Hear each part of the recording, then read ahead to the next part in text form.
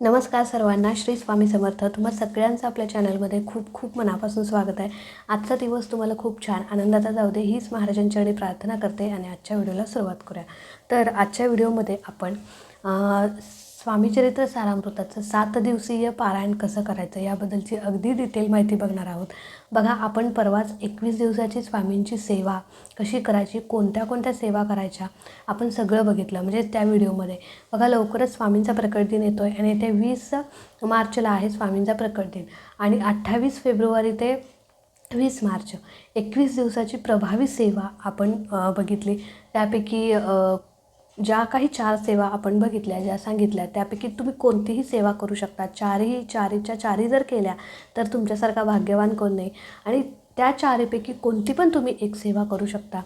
असं काही नाही की 4 पण केल्या पाहिजेत. तुम्हाला जी जमेल ती सेवा करू शकता. तुम्ही तो व्हिडिओ अजून बघितला नसेल तर तुम्ही नक्की बघा आणि 21 दिवसाची सेवा नक्की चालू करा.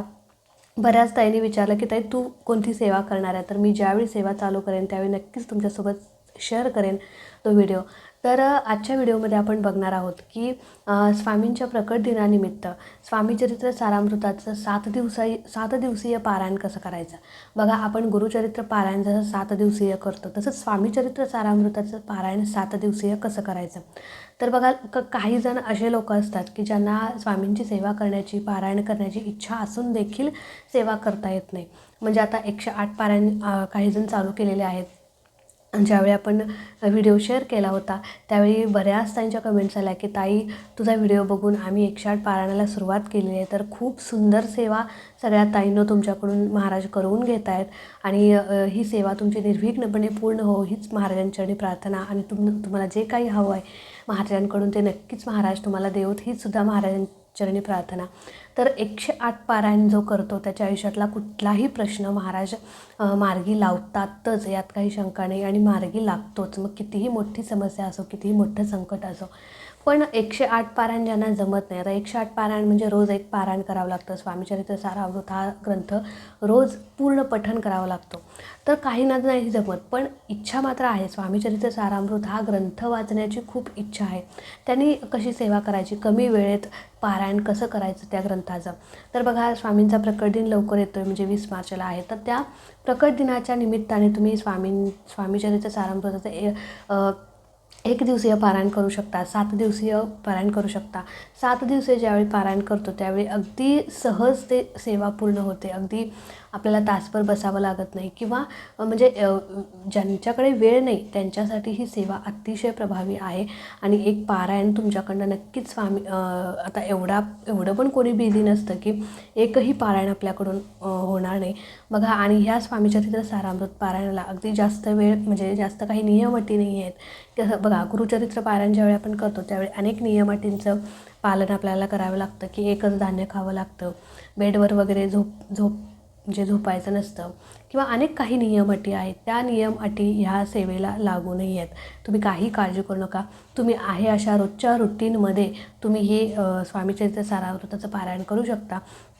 आता कसं करायचं, तर बघा 20 तारखेला प्रकट दिन आहे. तर तुम्ही कधीही या येणाऱ्या कालावधीमध्ये, आज किती तारीख आहे, आज 25 तारीख आहे, तर 25 आजपासून म्हणजे उद्यापासून तुम्ही ते पुढच्या 20 तारखेपर्यंत स्वामींच्या प्रकट दिनाचं निमित्त साधून 7 दिवसीय पारायण कधीही करू शकता. आता समजा तुमचे पिरियड्स वगैरे आले तर पिरियड्स वगैरे होऊन जाऊ देत आणि मग तुम्ही पारायणाला सुरुवात करा.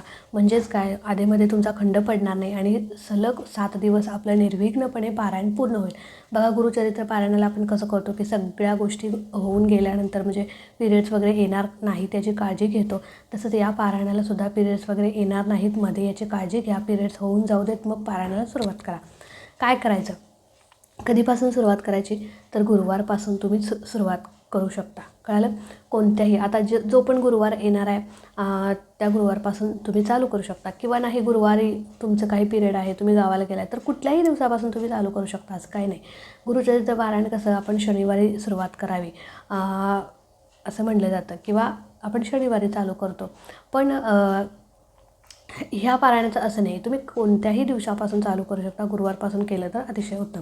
तर काय करायचं, सगळ्यात पहिले पारायण आपण करणार आहे म्हणजे आधी महाराजांच्या केंद्रात मठात जायचं, नारळ खडीसाखर घेऊन जायचं, महाराजांना सांगायचं की महाराज मी पहिल्यांदाच स्वामी चरित्र सारामृताचं पारायण करते, 7 दिवसीय पारायण करते आणि हे पारायण माझं निर्विघ्नपणे पूर्ण होऊ दे अशी महाराजांना प्रार्थना करायची. नारळ खडीसाखर जे काही तुम्ही नेलं आहे तिथं अर्पण करायचं आणि घरी यायचं. तिथे थोडा वेळ बसायचं केंद्रात मठात, कारण तिथली एक सात्विक ऊर्जा जी आपल्याला खूप स्ट्रॉंग बनवते किंवा आपली जी काही सेवा करण्याची उमेद आहे ती अजून वाढवते. त्याच्यामुळे तिथे थोडा वेळ बसायचा आणि मग घरी यायचं. त्याच्यानंतर दुसऱ्या दिवशी गुरुवार आहे, छानपैकी आवरायचं, स्नान वगैरे करायचं, घरातली स्वच्छता करायची. अगदी घरामध्ये नॉनव्हेज वगैरे नसावं, म्हणजे अंडी वगैरे आपण फ्रीजमध्ये साठवून ठेवतो तर स्टोअर करून ठेवतो तर ती नसावीत याची काळजी घ्यावी. असं म्हणजे आता एवढंच स्वामीच्या सारामृताला एवढे काही नियम नाही आहेत, पण आपण काळजी घेतलेली काय वाईट आहे. तेवढंच आपण जेवढं पवित्रता ठेवू तेवढंच पारायणाचं फळ आपल्याला जास्त मिळणार आहे, लक्षात घ्या. तर आता स्वच्छ आंघोळ वगैरे झाल्यानंतर देवपूजा करायची, स्वामींच्या मूर्तीवरती अभिषेक करायचा. अभिषेक कसा करायचा, तर सगळ्यात पहिले पाण्याने अभिषेक करायचा, त्याच्यानंतर मधाने, दुधाने, पंचामृताने तुम्ही अभिषेक करू शकता आणि परत पाण्याने अभिषेक करायचा. त्याच्यानंतर तुम्ही असं तुम्हाला अभिषेक करायचा नसेल तर फक्त पाण्याचा अभिषेक तुम्ही करायचा. मग पाण्याचा अभिषेक करायचा म्हटल्यावर तुम्ही पहिल्यांदा स्वामींची एक माळ घ्यायची, श्री स्वामी समर्थ, त्याच्यानंतर गणपती अथर्वशीर्ष म्हणू शकता, श्री सूक्त, पुरुष सूक्त आणि पौर्णाम सूक्त ह्या सगळ्या सेवा करून अभिषेक करायचा. अभिषेक झाल्यानंतर तुम्ही महाराजांची मूर्तीची पंचोपचार पद्धतीने पूजा करायची आणि फोटो जर तुमच्याकडे असेल तर फोटो स्वच्छ पुसून घ्यायचा. अभिषेक करण्याची काही गरज नाही आणि मूर्ती असेल तर अभिषेक करा. आता पंचोपचार पद्धतीने पूजा करायची म्हणजे काय, आता पारायण आपण करणार आहे तर सेपरेट मांडणी आपल्याला करायची आहे. तर मी इथे साईडला तुम्हाला इमेज पण दाखवेल की कशी मांडणी करायची. अगदी साधी सोपी मांडणी करायची आहे आपल्याला, पण मांडणी जर केली तर आपल्या घरात एकदम छान वातावरण राहतं. आपण एक वेगळी सेवा आपल्या हातून घडते, एक सतत आपलं पॉझिटिव्ह वाईब्स आपल्याला येतात आणि छान वाटतं आपल्याला मांडणी जर आपण केली तर. नाहीतर इतर वेळी आपण सेवा करतोच की आहे अशी देवपूजा वगैरे करून, पण ज्यावेळी मांडणी करून तुम्ही सेवा कराल त्यावेळी नक्कीच, आणि पारायणच्या वेळी तर मांडणी करावी. तर 7 दिवसीय मग स्वामींचे एक छोटासा पाट घ्यायचा, अभिषेक वगैरे करून जायला तर बाकीची तुमची जी काही देवपूजा आहे ती करून घ्यायची. एक छोटासा पाट घ्यायचा, पाटावरती महाराजांची मूर्ती स्थानापन्न करायची. महाराजांचं छोटं आसन वगैरे असेल तर त्याच्यावरती स्वच्छ वस्त्र अंथरायचं, मूर्ती ठेवायची, धूप दीप अगरबत्ती लावायची. महाराजांच्या डाव्या साईडला म्हणजे घंटी ठेवायची, उजव्या साईडला पिण्याचं पाणी म्हणजे डाव्या साईडला पिण्याचं पाणी ठेवायचं, घंटी एका साईडला ठेवायची. त्याच्यानंतर पुढे धूप दीप लावायचा, अगरबत्ती लावायची, पिवळं फूल महाराजांना अर्पण करायचं आणि नैवेद्य दाखवायचा. आणि त्याच्या पुढे एक छोटासा पाट ठेवायचा आणि त्यावरती स्वच्छ छानपैकी लाल किंवा पिवळं वस्त्र अंथरून स्वामीचरित्र सारामृत जो ग्रंथ आहे तो ग्रंथ ठेवायचा. कळालं.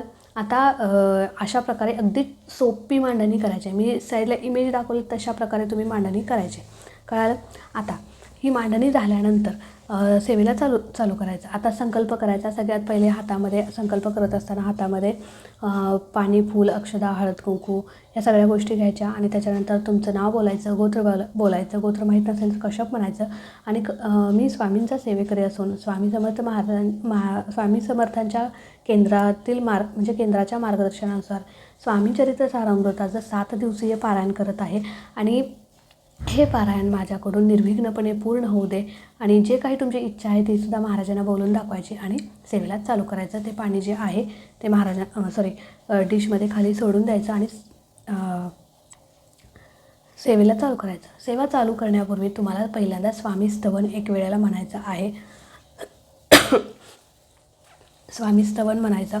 त्याच्यानंतर एक माळ महाराजांची घ्यायची आणि त्याच्यानंतर एक माळ महाराजांची घेतल्यानंतर म्हणजे श्री स्वामी समर्थ एक माळ म्हणायची आणि त्याच्यानंतर स्वामीचरित्र सारामृतामध्ये किती अध्याय आहेत तर 21 अध्याय आहेत. तर हे 21 अध्याय आपल्याला 7 दिवसात वाचायचे.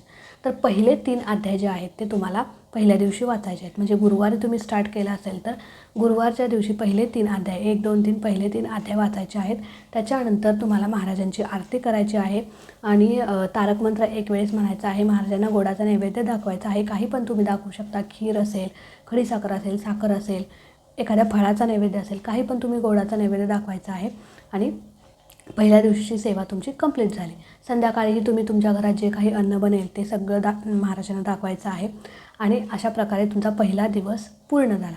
अशाच प्रकारे तुम्हाला 7 दिवस. आता दुसऱ्या दिवशी तुम्हाला पुढचे 3 अध्याय वाचायचे आहेत. पण पुढचे 3 अध्याय सुरुवात करण्यापूर्वी धूप दीप अगरबत्ती देवपूजा करून घ्यायची. ग्रंथाला वगैरे सगळीकडे धूप दीप अगरबत्ती ओवाळायची. त्याच्यानंतर 3 4 5 6 पुढचे 3 अध्याय वाचायचे. तिसऱ्या दिवशी 7 8 9 असे 3 अध्याय 7 दिवसात तुम्ही वाचून सेवा पूर्ण करायची आहे. पारायण तुमचं पूर्ण करायचं आहे. 7 दिवसामध्ये तुम्ही म्हणजे ग्रंथ जो आहे तो अजिबात हलवायचा नाही. म्हणून एका साईडला जर तुम्ही मांडणी केली तर अतिशय उत्तम. साईडलाच मांडणी करा. एका चौरंग वगैरे मांडणी करू शकता, आपण जसं गुरुचरित्र पारायण करतो तसं. त्याच्यानंतर आता 7 दिवस ब्रह्मचर्या पाळायची. कारण बघा, आपण स्वामीचरित्र सारामृत हा काही साधासुद्धा ग्रंथ नाही आहे. एक सुंदर सेवा आपल्या हातून घडते. त्याच्यामुळे जेवढी पवित्रता आपण बाळगू, पावित्र्य ठेवू, तेवढंच त्याचं फळसुद्धा आपल्याला मिळणार आहे. 7 दिवस ब्रह्मचर्या पाळायची. 7 दिवस नॉनव्हेज आपल्या घरात येणार नाही किंवा बनणार नाही याची काळजी घ्यायची. त्याच्यानंतर 7 दिवस परान्न वर्ज्य करायचं. आणि बघा, जास्त काही नियम याला अटी नाही आहेत. एकच अन्नधान्य खावं वगैरे असं काही नाही आहे. फक्त 7 दिवस परान्न वर्ज्य करा, ब्रह्मचर्या पाळा, मांसाहार कडकडीत वर्ज्य करा. आणि त्याच्यानंतर म्हणजे काय म्हणतो आपण की उपवास वगैरे असं करायचं का, तर अजिबात नाही. उपवास वगैरे काही करायचं नाही. तुम्ही 2 टाईम जेवून खाऊन ही सेवा करू शकता, हे पारायण करू शकता. असं काहीही नाही. बेडवर झोपायचं नाही का, तुम्ही झोपू शकता. सगळं जे काही आहे ते करू शकता. पण सेवा 7 दिवसामध्ये पूर्ण करायची, व्यवस्थित पूर्ण करायची. सेवा चालू असताना आचारविचार चांगला ठेवायचे, कुणाचा अपमान होणार नाही याची काळजी घ्यायची. आणि त्याच्यानंतर 7 दिवस झाल्यानं रोज 7 दिवस महाराजांना सकाळ संध्याकाळ नैवेद्य दाखवायचा, आरती करायची आणि सेवा पूर्ण करायची. रोज तारक मंत्र म्हणायचा. घरामध्ये वाद होणार नाही, भांडण होणार नाही याची काळजी घ्यायची. आणि रोज महाराजांना जो काही नैवेद्य तुम्ही दाखवला आहे तो तुम्ही स्वतः खायचा, की घरातल्यांना लोकांना थोडा थोडा द्यायचा. जे आपण पाणी भरून ठेवलेलं असतं तांब्यामध्ये महाराजांना, ते दुसऱ्या दिवशी नवीन परत भरून ठेवायचं. आदल्या दिवशीचं जे पाणी आहे ते तीर्थ म्हणून घरातल्या सगळ्यांनी थोडं थोडं घ्यायचं. अशा प्रकारे 7 दिवस तुम्हाला हे पारायण करायचं आहे. त्याच्यानंतर 7व्या दिवशी, आता 7वा दिवस कधी येतो, तर गुरुवारी चालू केलं असेल तर बुधवारी 7वा दिवस येतो. 7व्या दिवशी तुम्ही उद्यापन करू शकता. नसेल तर तुम्ही गुरुवारी उद्यापन केलं तरी चालेल, काही हरकत नाही. 7वा दिवस पूर्ण झाल्यानंतर गुरुवारी पूजा वगैरे काढली तरी चालेल. किंवा आता गुरुवार आहे मग कसं काढायचं असं काही नाही, तुम्ही काढू शकता. परत गुरुवारी एक पारायण पूर्ण करू शकता. परत गुरुवारी तुम्ही नित्यसेवेला चालू करू शकता.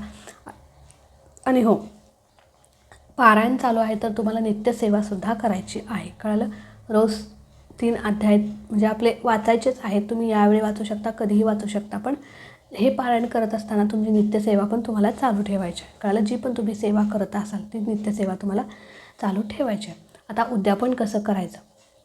उद्यापन आहे असं म्हणजे साधं सोपं, अगदी जास्त काही करायचं नाही.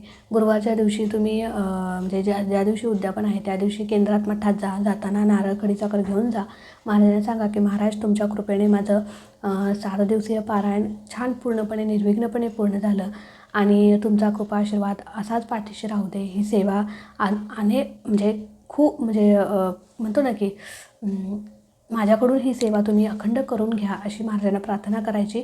आणि तुमच्या यथाशक्तीने तुम्ही गरिबांना दान करू शकता किंवा यथाशक्तीने तुम्ही एक मुलगा जेव घालू शकता, मुलगी जेव घालू शकता. असं काही नाही की घातलंच पाहिजे, तुम्ही तुमच्या यथाशक्तीने. किंवा केंद्रात अन्नदान पेटीत तुम्ही दान करू शकता.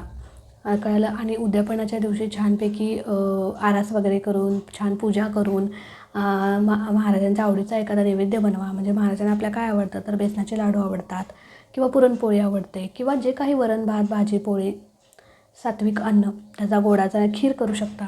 छानपैकी गोडाचा नैवेद्य करायचा, महाराजांना दाखवायचा आणि म्हणजे ते ताट तेच ठेवायचं. एक अर्धा तास पाऊण तास झाकून ठेवायचं आणि त्याच्यानंतर ते ताट घेऊन तुम्ही प्रसाद म्हणून सगळं ते ग्रहण करायचं. म्हणजे सगळ्या लोकांना घरातल्या द्यायचं. अशा प्रकारे हे 7 दिवसीय अगदी साधं सोपं पारायण तुम्ही करू शकता. ज्यांना काहीच शक्य नाही त्यांनी हे पारायण तुम्ही करा. अगदी आपण करतोय की नाही आपल्या म्हणजे आता गुरुचरित्र पारायण करत असताना कसे आपल्याला एक दडपण असतं किंवा भीती वाटत असते, एखाद्याला भीती वाटते. तर असं काही नाही, हे पारायण करताना अगदी साधे सोपे 3च नियम आहेत, बाकी काही नियम नाही आहेत. पण खूप प्रभावी सेवा आहे. तुमच्याकडून नक्की महाराज करून घेतील, पूर्ण करून घेतील आणि आपण सेवा करतोय की नाही म्हणजे असं तुम्हाला अजिबात याचा कंटाळा येणार नाही. अगदी सहज होऊन जाते आपल्याकडून. त्यामुळे हे 7 दिवसीय पारायण तुम्ही नक्की करा. पूजा मांडणी करा. कारण का माहिती आहे का, पूजा मांडणी केल्यावर आपल्याला एक छान आपल्या घरात एक पॉझिटिव्ह वाइब्स तयार होतात आणि छान वाटतं आपल्याला पण, वेगळं काहीतरी, नेहमीपेक्षा वेगळं काहीतरी असं वाटतं. आणि त्या पूजा मांडणीच्या समोर जर पारायण करत बसलो तर म्हणजे वाचत बसलो तर आपल्याला छान वाटतं. त्याच्यामुळे पूजा मांडणी नक्की करा. आणि 7व्या दिवशी सगळं व्यवस्थित उचलून जे काही आहे, आता यात पाण्यात वगैरे सोडण्यासारखं असं काही नाही, कारण आपण नारळ कलश याचं काही पूजा म्हणजे मांडणी केली नव्हती. अगदी साधीच मांडणी आहे. तर 7व्या दिवशी मांडणी उचलायची आहे आणि पारायण तुमचं पूर्ण होईल. तर अशा प्रकारे हे पारायण तुम्ही नक्की करा. चला, आजचा व्हिडिओ इथेच एंड करते. आवडला असेल तर नक्कीच लाईक करा, शेअर करा. चॅनलवरती नवीन असाल तर चॅनलला सबस्क्राईब नक्की करा. भेटूया अशाच एका नवीन व्हिडिओसोबत, नवीन सेवेसोबत. तोपर्यंत खुश राहा, आनंदी राहा आणि सगळ्यात महत्त्वाचं स्वामींची सेवा करत राहा. श्री स्वामी समर्थ.